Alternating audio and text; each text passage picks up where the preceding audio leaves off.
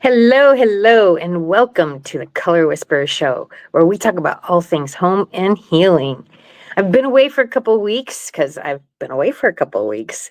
I was in a wedding. I haven't been to a wedding in I can't even tell you how long. And I was a bridesmaid and I had to wear purple. It actually worked out pretty cool, but definitely out of my comfort zone. So, and I came home, my computer's broken. So hopefully this weekend my IT guy's going to come over and fix it. Yay. So pardon the background and the lighting and all that stuff. But today we have an exciting show. So I have a dear friend. Her name is Lisa House, and she does some really wonderful healing. And she's just overall a wonderful person. You can't help but love her. So anyway, without further ado, I want to welcome Lisa House to the show.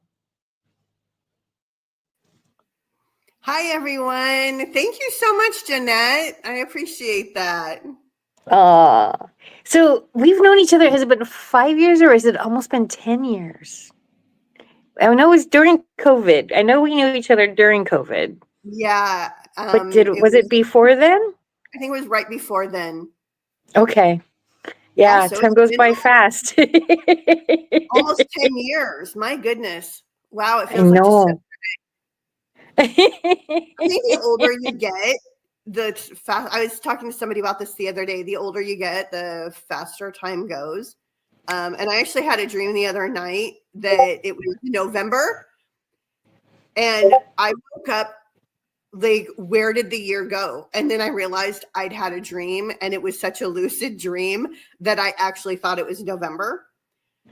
And yeah, I thought I'd lost like half a year there, but I didn't. I realized like after a couple seconds, I was like, oh, thank goodness it's not flying. And now, I mean, if I was losing time, that would not be good. No. That's like quantum leaping, right?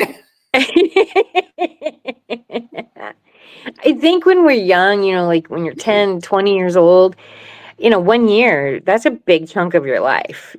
At 50, it's not such a big chunk. And I think that we also get complacent about time. After a while, we kind of take it for granted. And at 20, it's like, oh, there's so much I want to do. And like, you don't even know what that is, but like, you've got this whole world to create. And by the time you get to 50, you're like, oh, what have I done? And right. Even if you've done, I mean, there are people who've done great things, but I think we all judge ourselves harshly on what have I done? I know I've done some good in the world. Is it as much good as I wanted to do? No. Yeah. Do I still have time to do a lot of good? Yes. Do I know how to do that? I don't know. And at 20, you're still that wonderful arrogant of I can do anything I want, right? And at 50, you're like, can I? Yeah, I turned 55 last year, and so I'm almost 56, and I think I finally hit that wall of, yes, you can still do stuff. My family has a lot of longevity. It is both my parents are still alive. Most of my grandparents were alive until well in their 80s. And still functioning well. My mom's 75 and she's still going. My dad's 77, I believe, and he still works. So, theoretically, I could have a good 3 more decades left. That's a lot of time to do a lot of good. Right? Especially if we keep advancing spiritually and medically. It is feasible to expand our life even more in a healthy way, right? With this push for natural medicine and the marriage of the natural medicine with the Western medicine, you can make great strides and live a longer, healthier life. I truly believe that. And I'm, that's one of the things I'm working on. Well, and I was talking with somebody this morning already about how emotions get stuck in our bodies. Yes. And that is the big killer. That's responsible for the big C. Mhm. That's responsible for a lot of other illnesses. And so when we talk about how emotions get stuck in our bodies and how the fuck do we get, I'm sorry, I'm really Hey, you know what? how do we get them out? I should back off. This is we don't know who's listening. You heard me But last how night. do we get it out? Because like that's the $60 million question, because these emotions are literally eating us up. Mm-hmm. Yeah, yeah. I mean, I've struggled with that all my life, and sometimes I kind of not laugh, but I am a healer, and there's such an emphasis now with especially like Gen Z. I don't like to like compartmentalize, but I'm going to a little bit about trauma. They have said they're like 15 to 25 years old. They're trauma. They're all trauma. That's my trauma response. I need my support water bottle. And I sometimes think, you really don't. Like, the trauma they have is nothing compared to the trauma of some of the people who came before them, or even some of the people that are living now. But I also think in response to that, there's a lot of other people like me that are saying, hey, we all had trauma. Yeah. It's how you, and sure, I guess a support water bottle is nice. But see, and More like a support cookie for me, but okay. right, yeah, for me it's for me it's support wine, support.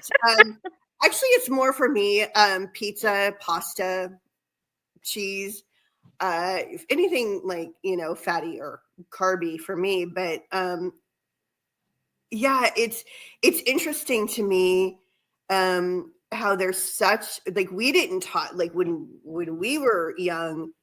We didn't talk about No, our trauma. Like, we had to be no, really, really close to somebody.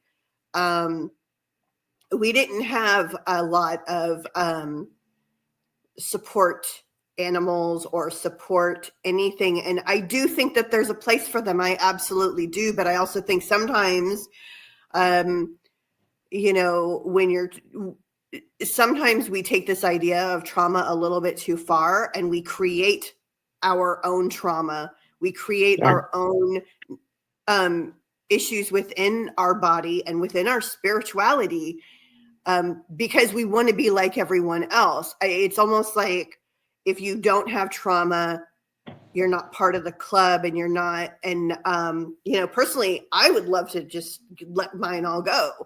right. And I think, and I think I probably have let a lot of it go. And I don't know how I started on this tangent, but I think though in the end, I am not too old to release, and I have been releasing a lot more the last few years, and specifically like the last year. And my mom, I love it. My mom turned 75 years this year. She turned 75 in February. And that was actually a big trigger for me. That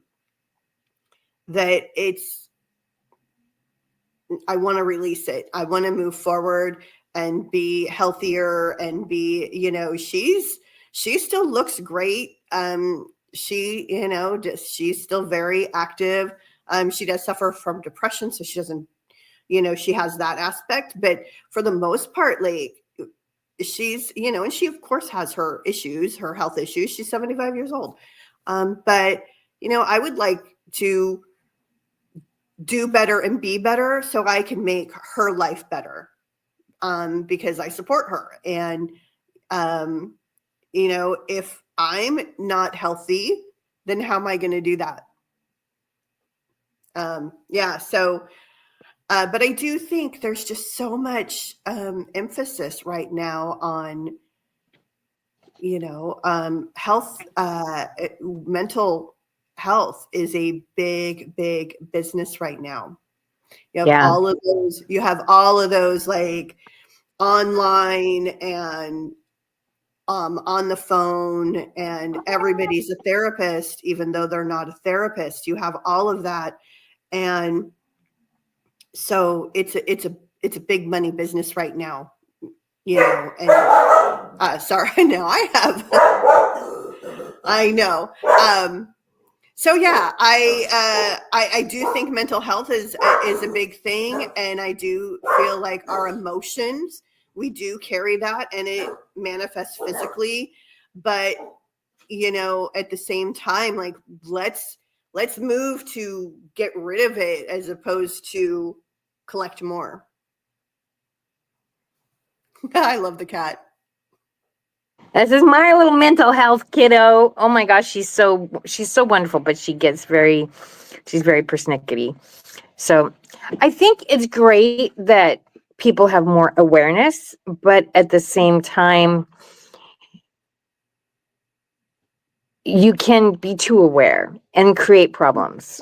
And I think that, we're the same age, and, we didn't really focus on what was wrong with our families. I mean, everybody goes through stuff, I had a mother with polio, a special needs sister, an adopted sister.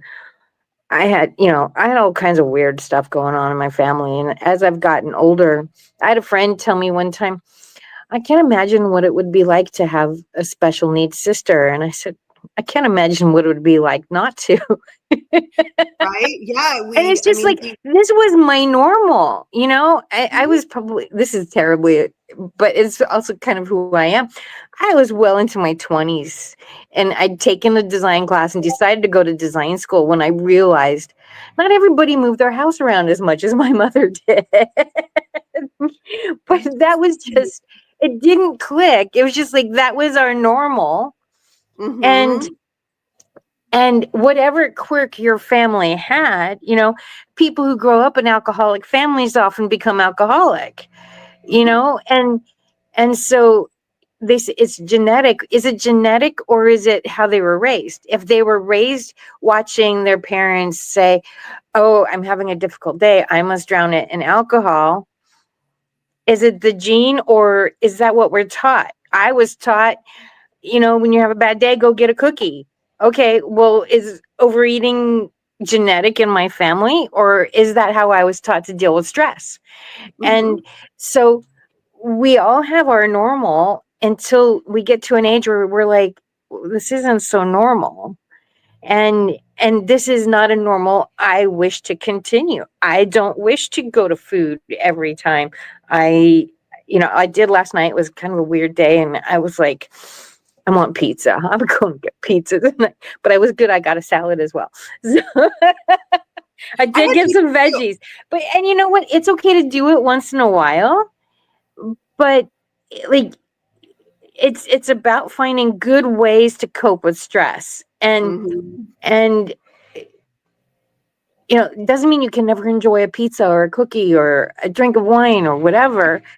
But we have to do it with consciousness and say, okay, am I doing this because of stress? Is there another way of dealing with stress?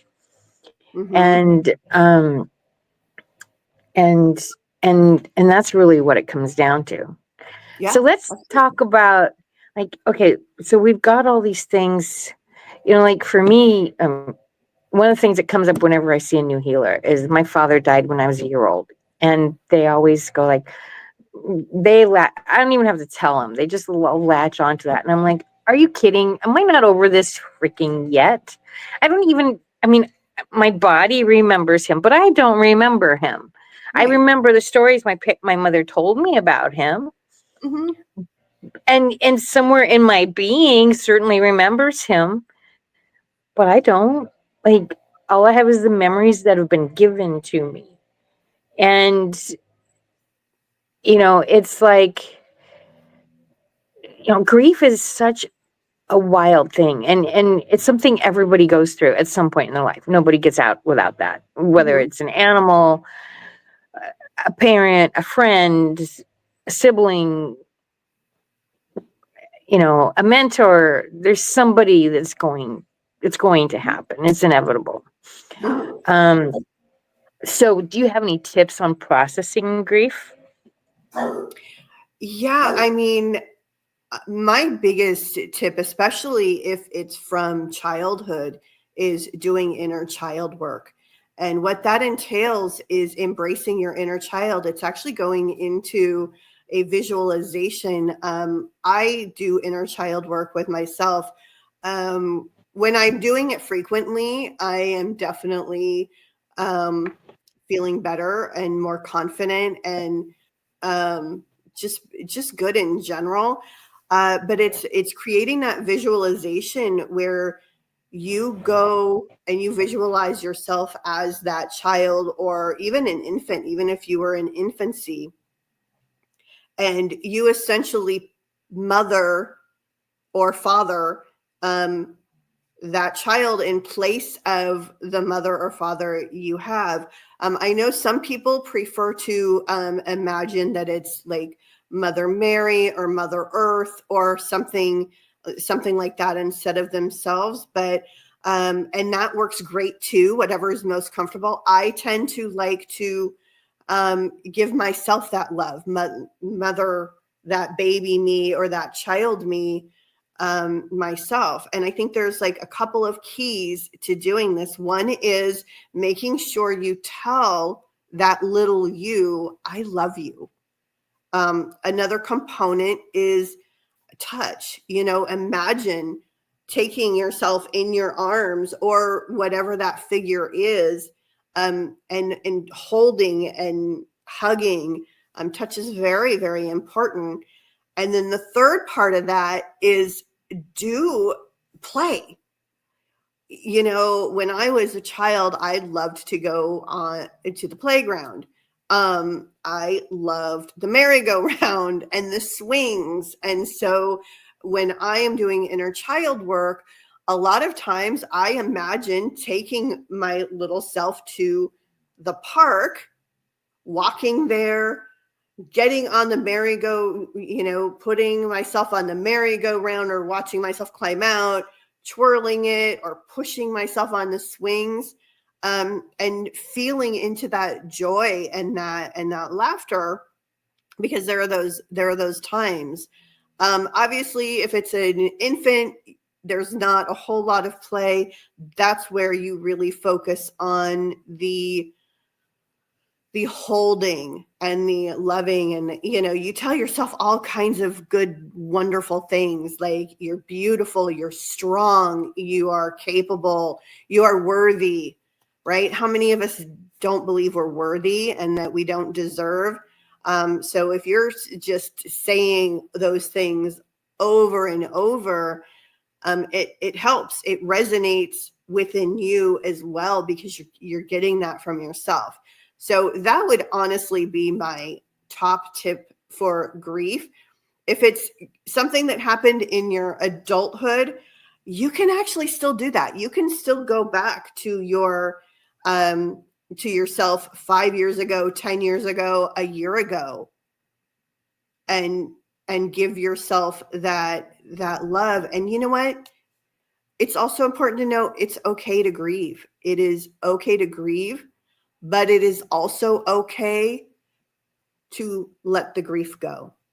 You still have your memories, you still have the love, but whoever you're grieving, they don't want you to sit in a place that is unhappy and unhealthy. If they were still here, I am sure they would tell you, I would like you to be happy. I want you to be happy. I want you to live life to the fullest. I don't want you to be stuck. And sometimes we can keep them stuck here. Yeah. I have a friend who lost a child. It was very ugly what happened. Child was less than a year old. And she's keeping that spirit here because she's got a big shrine in her house. It's been 30 years. And it's like it still happened yesterday for her. And so that level of grief, I have another friend who her husband died maybe 5 or 6 years ago. And You walk in her house and you can still feel him there. She will not let his spirit go. And that level of grief keeps them here. Yeah. And that's not fair to them either. No, it's not. Definitely. They want to be like, even if they feel like they're okay here, that spirit is like, if they were in the light, if they were seeing the light, and it's beautiful. It's beautiful. And they can do more good there. Right? And they're still there. I mean, just in a different way, in a way that's more removed. The way I like to describe it is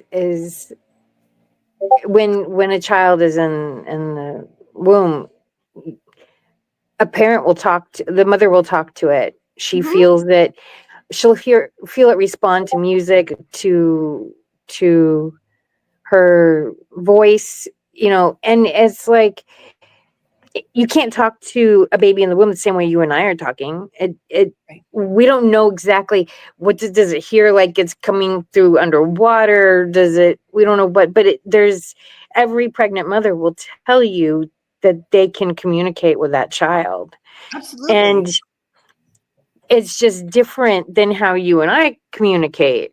And the next world is very similar. And how we communicate, we just have to listen differently. I've had my mom come to me several times, and I'm not holding on to her or nothing, but she every now and then she'll just come in, and it's really wonderful to have a visit from her. And it, she just comes in to give me support, or when my dad was dying, like, Mama, I need you now. Wow. Can't deal with this. How did you deal with this? Yeah. And she'd come in, and she'd kind of at least tell me, yeah, you're doing everything you can do. Right. And probably more comforting than if you were still holding on to her from a place of grief. Yeah.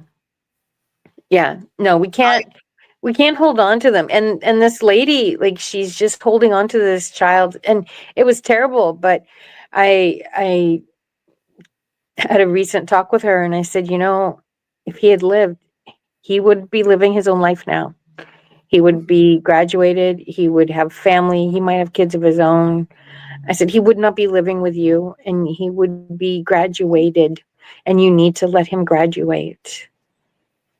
That's a very excellent way, right, to put it, because at some point I'm not a parent, but at some point your parents have to let you go, so that you can live your own life. And that's actually an amazing analogy, because I've never thought about it that way. But we even in life, we have stages where we are dependent on our parents, and then we become less dependent. And then at one point we are not dependent at all. And then a lot of times it rolls back around and they're dependent on us. If if the cycle goes through. Yeah. I was fortunate. I didn't have that part, but It's not so bad. I wouldn't trade it. Yeah. No, I mean, yeah. There's I tell people with kids, and granted, I didn't have the pleasure of raising one myself, but I've had lots of kids around me, and each age has its own special joy, and you'll talk to mothers and like, oh, I can't pick them up anymore. Oh, I can't breastfeed anymore. Oh, I can't, the list, I can't, there is a great sadness when you can't pick them up anymore. I did it with my niece and nephew. There is a great sadness when like, with each year, with each stage of growth, there is a death of an experience with that child you're not going to have again. But something else new comes in. Absolutely. And I think with your situation and taking care of your mom, it's like your relationship with her has changed most definitely. And there's some joy in that. Like it's the same thing as like each year has there's a part that's not going to be again, but there's a part, as we get older, that's different. Yeah. Like when that 0 to 10, there's a lot of yeah, Yeah. maybe 0 to 15, I don't know, but that first decade especially, there's a lot of, oh, I can't do this anymore. Mm-hmm. And each age has its wonder, and we Right. need to embrace that for ourselves and for those around us. Yeah, I know somebody who they held on to their child like it was a baby for a far longer. I mean, I think she was still breastfeeding when he was 4 years old, and Ouch. that wasn't all. Yeah, I mean, that wasn't like, that was, and it was like, at nighttime. It wasn't like all his meals, but it was nighttime, and um the growth has been stunted Yeah. in a few ways. I mean, there's other things that she's done. That is Oh just yeah. one example of holding on to that babyhood. But the growth was stunted with that child emotionally. You can see it. I've met him not very often, but I've met him a couple of times, and so if she doesn't learn how to let go of what he was and let him become what he's supposed to be, that's going to be an ongoing struggle. And he could very well have issues Yeah. later on in life when he's supposed to be an adult. That's part of it, right? You have to, appreciate what you had, but also let them grow. Yeah. And you have My to let mom, an adult, you have to let people grow. exactly. My mom babysat a kid when I was little, and I think it was her youngest kid. And his security blanket was her bra. Now, the last thing I would want is my bra being paraded all over town. But and like if we'd go to get him, oh, don't forget the bra, don't forget the bra. And I'm like, okay. And the kid was, he was getting to be 6, 7 years old. And so at our house, the bra would sit in the corner and like, but it wasn't constantly being foisted on him. And mom would literally, don't forget it. And I'm like, and I was just a kid. I was 8 years old. And I'm like, why would you Absolutely. want your bra being paraded around town like that? And it wasn't even like a pretty bra. It was just like, I just was like, Oh my gosh. little 8-year-old brain just went, why would you do that? And Oh. clearly, I mean, it was her youngest child. So clearly there's, she was trying to keep him a baby. Now, I don't know what happened to him. We'd only babysat him for a few years, but at my mother's house, it was like bra went in the corner. He didn't pick it up. He didn't touch it. And Yeah. and I don't know how long, she was sitting with him, and like, what kind of, maybe the kid got to a certain age and like, I don't want to deal with boobs. There Right. are guys who don't like boobs. I mean, And let's maybe be that did, or maybe it had the other thing. He just was like, oh my gosh, boobs, boobs, boobs. Who knows? Pixie, please, come on. Oh, you're not Pixie. You're Dickin. You're Dickin. I'm sorry. You need to move too. You guys don't often get to see Dickin. That was Dickin. So sorry, anyway, I just realized phone hey was Mark. Experiences with the animals and everything. I was just enjoying the conversation and all along those lines, and I was actually thinking even about my own life and everything like that, because I know that I'm fortunate to have, as you know, Jeanette, both parents, and both parents very active and everything like that. But my grandfather on my dad's side actually died when I was very young, so I have very little memories except for like what you were saying, what people told me he was like, and all along those lines. Because I can't even remember. I'd have to ask my dad whether, because I know dad came back for his service because dad was in the Air Force, but whether we came back, I don't think so, and everything like that. But definitely, I have very little memory of him because I was an infant at the time of his passing, and all along those lines. So definitely no memories except for, as you were Come just on. saying, Come what on. people had told me about him and the kind of like reflections, because he apparently was a noted scientist here in the Durham, North Carolina area. As a matter of fact, the biology building at NCCU is named after him, which is one of our HBCUs, and all along those lines. And then just really quickly, I was going to tease you, and really quickly, Jeanette, because we must have had a telepathic message yesterday, because as you were talking about what you had for dinner, it was pizza and salad, and that's what I had for dinner yesterday as well. Same. So it was like this telepathic message that we had, that it was a pizza and salad day, because I went to Enzo's, which is our local pizza place, and usually I get the chicken wings because they have great chicken wings and the salad. But when I went in there, I was like, today I feel like pizza. So for some reason, it was a telepathic Thursday pizza day. Well, you probably ate before me, but I had, there's this amazing place near me. Oh my God, it's so good. They do cornmeal crust pizza, which is just out of this world. Dickin, you're not helping. Stop. He keeps moving the screen. Oh goodness. Animals and kids, right? Yep. And so then they put corn and caramelized onions on it. It is out of this world. It's so good.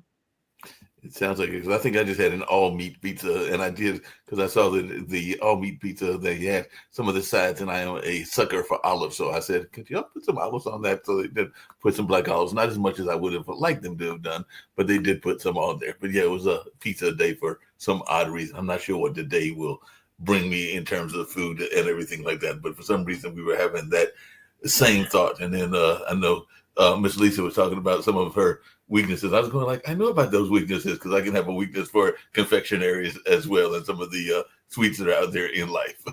Yeah.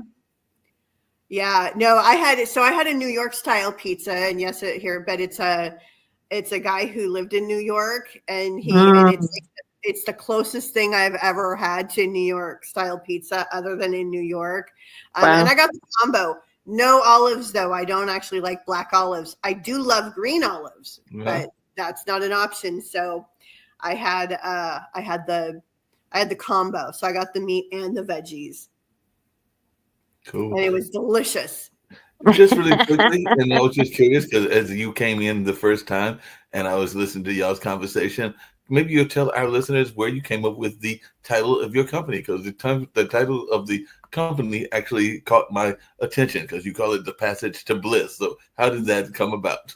Yeah. So last year I wanted to rebrand from my previous name, because it just wasn't reflecting what I mean, it was more me. It wasn't reflecting my journey and what I wanted to help people with. And what I really wanted to help people with was finding their bliss, whether that's through healing, coaching.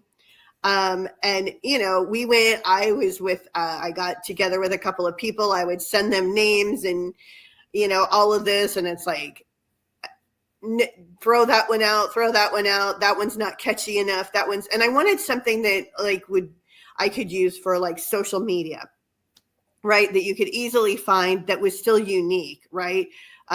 Originally I wanted to do like Journey to Bliss, but there's multiples out there for different things, whether it's food or whatever. So I wanted something that was still unique.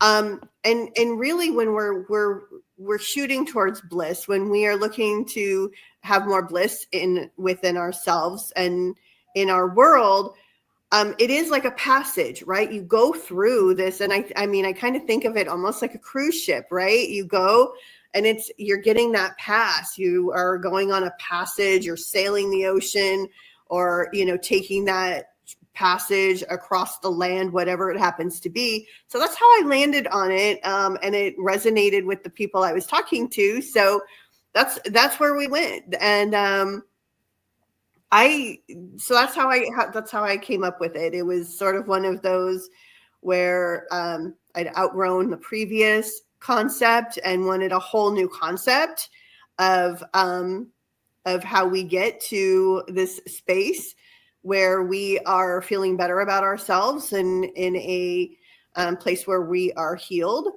and how we get there.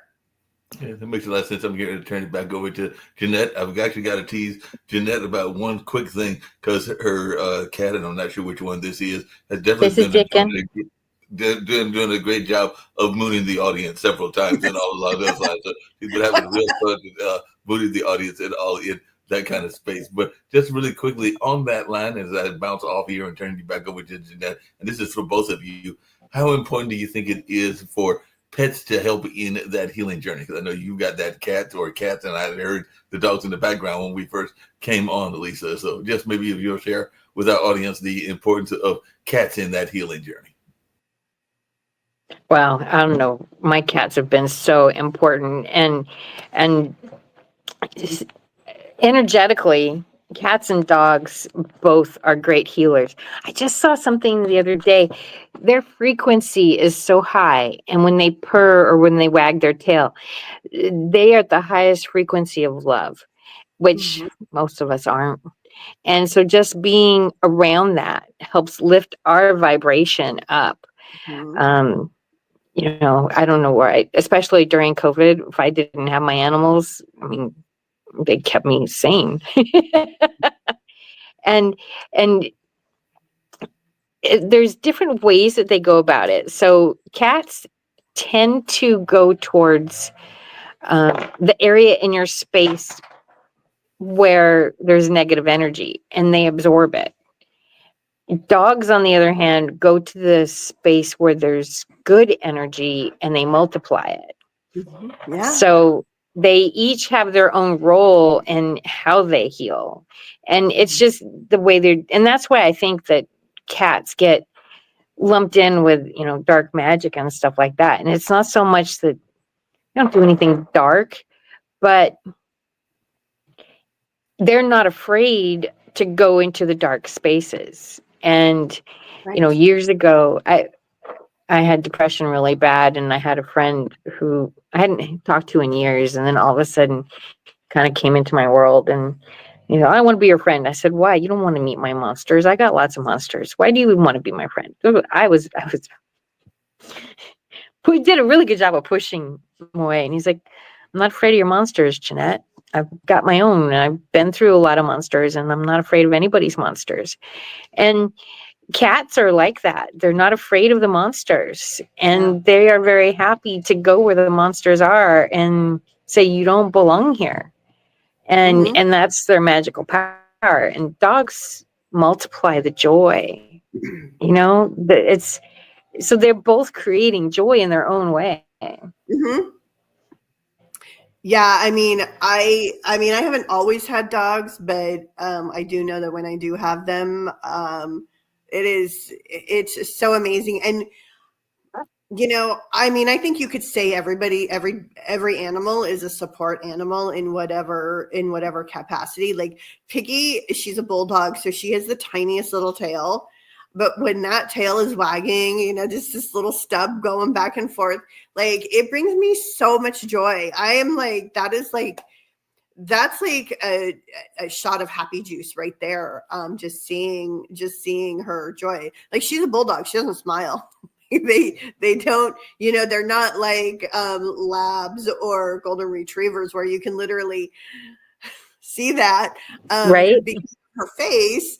But that little tail goes, and it's beautiful. And I think it's a two-way street. In the morning, a lot of times as I'm having my coffee or tea or whatever, she'll like come and snuggle up with me. And like if I'm not petting her, she paws me until I pet her. And but it's a mutual healing time for both of us, I think. And It when we don't is. when we don't get it, when we don't do that for a couple days in a row because life is happening, we both start to feel it. And so, Yeah. yeah, I think pets are very, very important. And it doesn't even have to be a cat or a dog. It can be a horse, a Horses are incredibly horse. healing. Yeah, I've been. My sister was in something called therapeutic. Sorry. Oh no, go My ahead. sister was in something called therapeutic My sister was in something called therapeutic equestrians when she was young, and the horses are incredibly healing. Mm-hmm. It's communication on a deeper level. Mm-hmm. Just on that line and everything, just really quickly, I know that I think I mentioned it to you before. There is a group here, I think it's called Bright Star or something like that here in North Carolina, but it is autism treatment, and they use horses as part of that treatment because it is a stable, and the stable is actually helping those people that are facing autism with their horses and everything along those lines. Yeah. And as I've told you before, Jeanette, I've had lots of different pets. Don't have any pets currently at the moment, even though a friend of mine did give me some seeds, and I'm trying to grow these little garden items in a eggplant or in the egg box. And so far, it looks like the corn and the beans are trying to sprout. So we'll see if this experiment actually works or not, because they told me how to do that. But I did have some pets that were unusual. I think I mentioned that to you, Jeanette, because I had, when I lived in the country, goats, and even here in the city of Durham, a friend of mine that ironically moved to New York, which you just mentioned, Lisa, because they were in theater. They had several geckos. So they gave me the geckos that were named after Italian dishes. So I think I had fettuccine, linguine, and Alfredo. So they gave me 3 of their several geckos that I kept for about a year and a half, 2 years or something like that. But they were definitely therapy, because sometimes just watching them watch the TV was interesting, because sometimes they would be attracted to the TV light, and you would see them looking at the TV light while I was watching TV at the loft apartment that I was living in that particular time. So sometimes unusual pets can also be therapeutic as well. Yeah. Love it. Love the animal. Pets take us out of our own, and they need love. And anytime we can open ourselves up to love, and I think that was one of the bad side effects of COVID, is that many people who, we kind of got shut down to love. And there was some love that got expanded with people, but there was a lot of, we have to be alone. We have to be alone. We can't be, and I think that a lot of love got shut down. And that was a very sad side effect of COVID. Mm-hmm. And that's why, how many people got pets during COVID? I had neighbors or some people a street over from me, they got a bunch of goldfish, and then they went back to work, and they're like, well, we're not around to take care of them anymore. And I'm like, how much time do you need to take care of goldfish? Because I've had them in my pond lots of times. Yeah, same with dogs. I've had them in my pond lots of times. And so anyway, I said, well, I've got a pond. I said, I'm not going to guarantee you the raccoons won't eat them, but I've got a big pond, and you're welcome to have them here if you want. So they brought them to me, and raccoons did get them, but that's kind of the cycle of life too. Yeah. I don't know if it was raccoons or cats, but Yeah, I used to have and this, I used to take care of dogs. That was, I had a doggy daycare and boarding service in my home. And, obviously everything shut down during COVID, but then there was a lot of people that adopted. So when everything was open back up, I was incredibly busy. But what was interesting is that a lot of the dogs that I'd had previously that were not anxious, that were good with other dogs, loved all the other dogs, loved playing, were more shut down. They had anxiety, they had separation anxiety from their family. Like their family is all they saw for, and they saw more of them than they ever had before. And then, the puppies that people got, they went into, they had there was anxiety there too when they got left, when their people went to work or went out or went on vacation and brought them to me. So the pets feel it too. They feel that energy. And so I think, a lot of them are, finally coming out of it, but it takes a while to heal from that, right? So not just us, but you can see it in pets too. Well, and they pick up on our energy. I mean, I see it with my cats. When I'm really stressed, they're like Pixie, who you saw first, and she gets Mhm. really nervous, Nelly. And I have become very aware that she gets really nervous, Nelly, when I'm a nervous Nelly. And Mhm. when I start seeing her, and she'll pick herself, like if she was human, she'd be a cutter, but she Oh, licks herself raw. And so when I start seeing that, I'm like, okay, I need to okay. check myself and Yep. say, whoa, what am I doing? Because I don't want to be doing anything that's Yeah. gonna hurt her. And they do pick up on our energy. My cat that I had when I split with my ex got sick right afterwards, and I felt so guilty. And she was old, but anyway, we Mhm. managed to keep her going for another year, and I was so grateful for that year. And I think she hung on for that year because she knew me losing both of them at the same time would have been too much.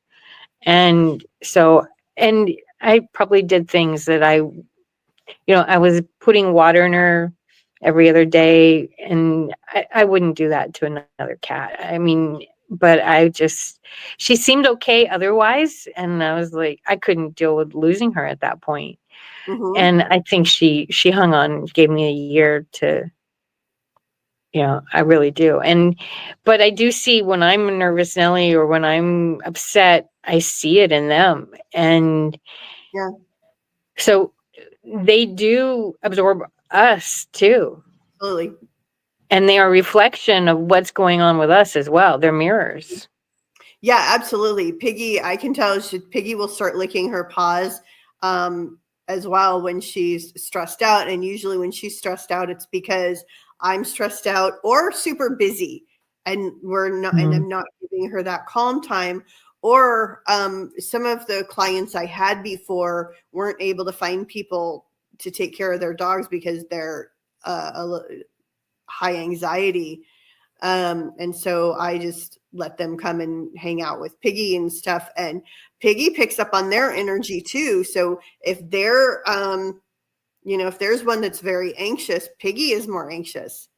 And then like it becomes this whole cycle because then we're all like stressed out because it's Right? one dog, and it's just interesting. So once you can get that one dog calm, everybody else is calm.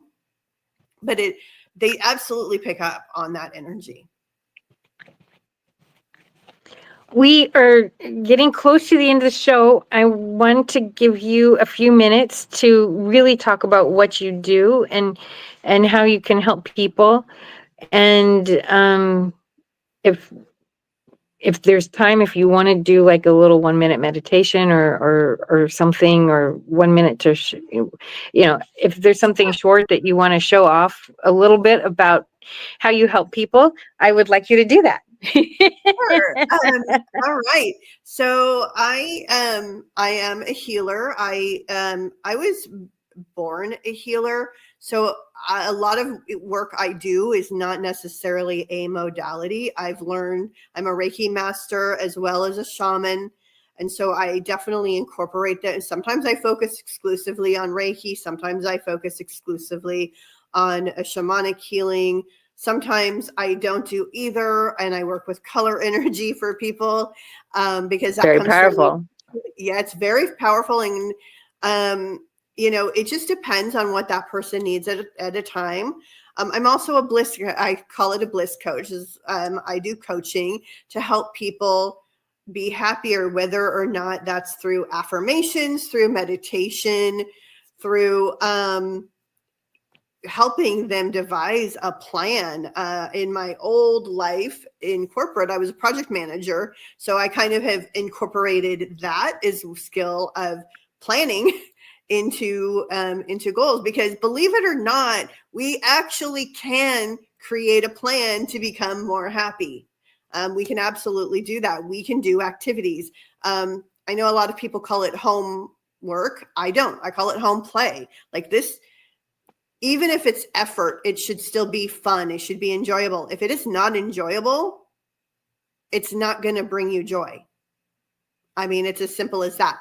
So, and also, I am an intuitive. I do read cards. I don't usually rely on tarot cards. I know a lot of people really love them because it gives that visual so I do read cards, but I tend to do more of a reading just without that, or using pendulums, things like that. So I'm an intuitive as well, and can help people define what it is that they truly desire, as well as remove those blocks, whether it's through healing, meditation, coaching, removing your blocks so that you can find that bliss. So that's a little bit about. I also do, as part of that, and it's something I've learned to embrace recently because I was called to do it. Spirit called me to do it. And Jeanette, you know a little bit about channeling in shamanism. They call it shape shifting. So they say you shape shift into another person, animal. It can be living, deceased, spirit guides that people channel. And then again, in shamanism, it's called shape shifting. And that's not something I ever really embraced because of fear. Like that's like something that a lot of people think is super out there, and that I know I can do, but you don't want, you're like, and I got the call to do, they were, my spirit guides were like, look, you need to start doing this now. You need to start channeling. You need to be our voice, or you need to provide the voice that other people need to hear, whether it's a loved one or, somebody they admire or whatever. So I've been embracing that more too. So that's another Cool. way. Yeah, it is really cool. So, Do you want to do a little channeling for us? sure. Okay. Do you want to channel a specific person, or do you want me to channel from my guides? You can channel from your guides. Okay. All I don't right. know that I have a specific person right now that. Yeah, no worries. All right. So it does take a minute, not a minute, but You have to I do. get there. I need to get there. I have a couple of primary guides as well as some other Is it easier to do somebody? I mean, we can always use. Okay. No, my guides have been talking to me fairly frequently. Okay. And actually, I'm already getting. I have a healing guide, and her name is Shalala, and I'm kind of feeling her wanting to come in. Okay.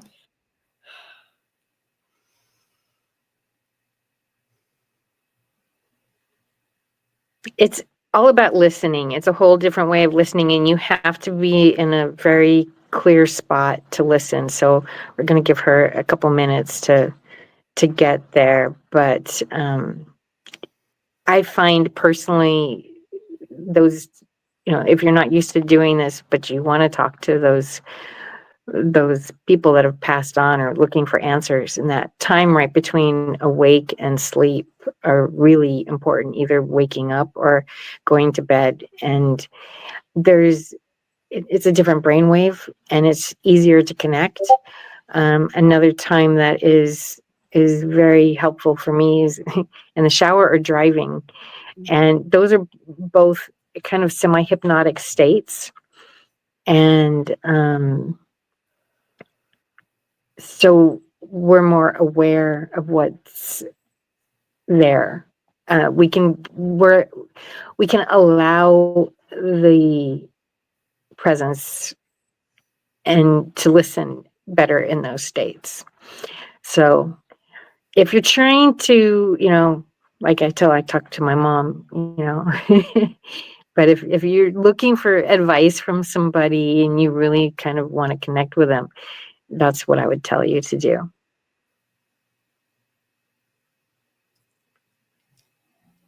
Hello, lovelies.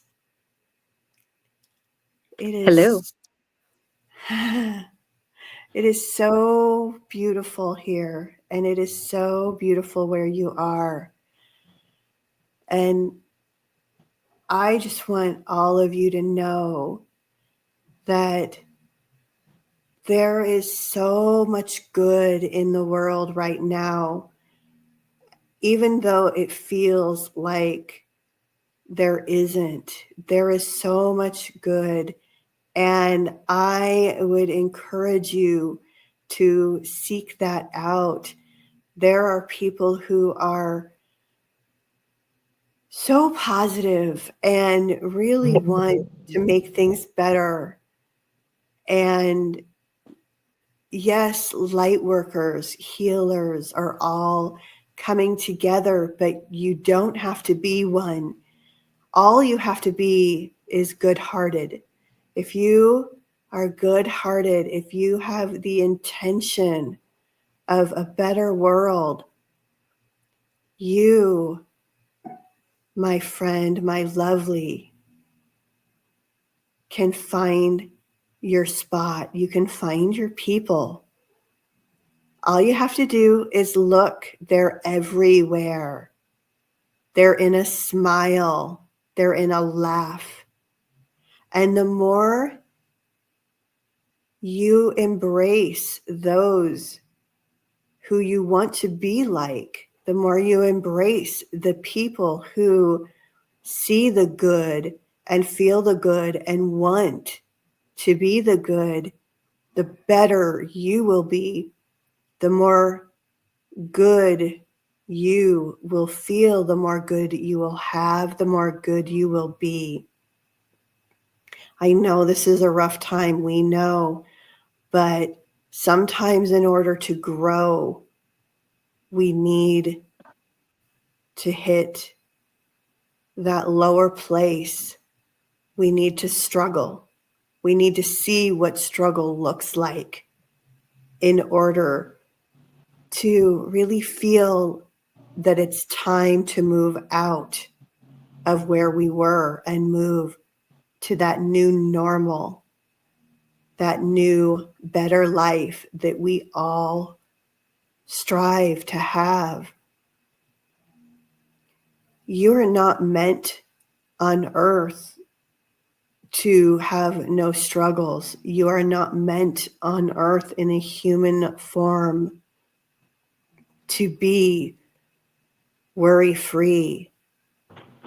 What you are meant is to go through those things and make the decision to be better because of them. Because you cannot truly, in a human form, you cannot truly appreciate the good things unless you've had a little bit of bad. And I know that's hard to hear for some of you, but it is the way it is. You're meant to grow. This is why we go into human form, so that we can grow and move forward and become bigger and brighter and better. It is an experience, and I want you to embrace the experience. And when you look back in a year or 5 years, I want you to see where you are now in that 1 year, in that 5 years, and be able to say, I am happier, I feel good, and the world is a better place. Thank you everyone for listening. Thank you for shining your light. We appreciate you. We are here for you. We are cheering you on every step of the way. Much love, much blessings. Thank you so much. That was wonderful. I don't always remember, so hopefully well, you've got the recording. You can go back and listen. But exactly. It was all very inspiring. Thank you. Yes. So that was Shalala. She is my, it took me a while to figure out her name because I was like, but she is, she comes to me as very ethereal with her flowing blue, light blue, wardrobe and her long blonde hair. And she's very translucent, not translucent, but very pale, translucent in a beautiful way. But she is my healing guy. She's like the one that has been coming to me since, honestly, as far back as I can remember, to help me heal and to provide that healing comfort. Very, very cool.